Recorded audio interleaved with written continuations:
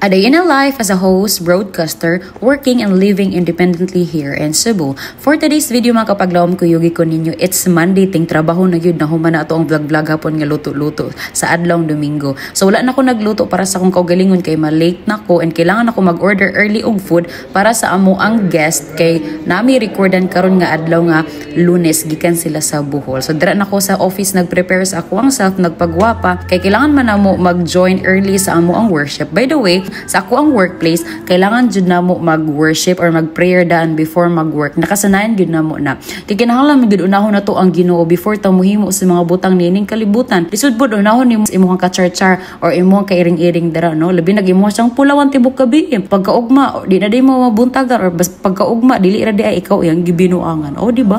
Lisod kayo nang dugay ka matulog tapos sayo kabiyaan. So, nag-prepare mi sa studio together with Sir Tonton siya na amo ang technical kay kana mo gud nga tayo makapaglaw mga uban ng mga kauban wala dara si Mara ni uli sa kamotes. So nagtinabangay mi para mag-prepare tungod kay daghan mig recordan karon isaan na ang foreigner si Pastor Emit nga. And of course ikaduha mo to ang family nga gikan sa Bohol. So ako ang role that time is ako jud ang nag-teleprompter. For the information of everybody, ang teleprompter mo din na siya ang mugawas ang script nga naa na siya atubangan sa camera. So dili mahalata nga gabasa kag script while nagatan-aw ka sa camera. Mo na siya ang purpose sa teleprompter. So na siya ko nga imbis letter ang nigawas mga unggoy mo na nigawas ana ningon na lang pud ko nga mo ni mga kanawong sa ako ang ex sa una sa panahon nga kami pa char so daw wala mi nag-record sa song sa morning kay need na mo mag-lunch kay para kusgan samtang di pa biyaan so daw samtang biyaan so after sa mo ang food nag-prepare or nagpalit ko og grapes or mga merienda naghimo mi sa mo ang recording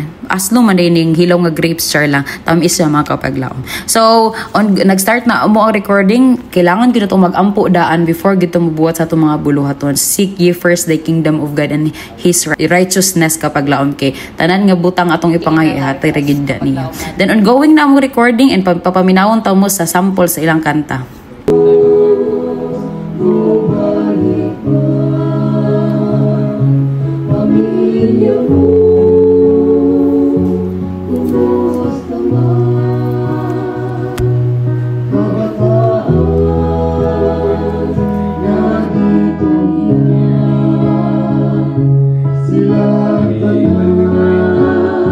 Original composition to nila mga kapaglaom and of course amazing kaayo no nga kanagong parihas mo sa imong anak, pamilya, asawa nga magkahiusag gyud nga maghimo og alawiton og song nga kanang banding ninyo ba. Of course gibisita na ko na imong mga ka-workmate nang umusta ko kung okay ra ba sila. Then while ongoing ang amo ang recording mga kapaglaom ako nagpuli sa switcher, i-switch ang mga angle sa camera.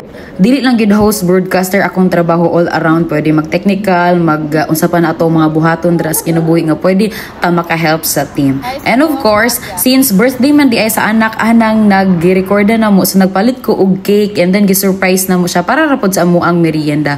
And it's her 14th birthday and nakahilak iyang mama og iyang papa pud og even her na-touch sila and na-surprise. So after eating sa amo ang merienda, kailangan gid nato ipahilis ipatunaw ang mga katamis sa kinabuhi no kanang mga katamis iyang atik ug mga pulong.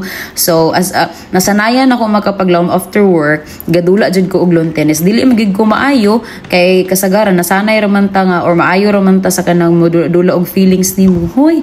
So refreshing kaayo og nindot kaayo ang Monday and then iuli ko sa balay nga malipayon and I really love my work and life here in Cebu. Bisan nag-inusara ta pero ang importante maka-learn ta sa atong kinabuhi. Malipayon tayo and of course di gyud to kalimtan ang Ginoo. So, see you tomorrow sa atong next vlog. Thank you for watching. Bye. God bless us all.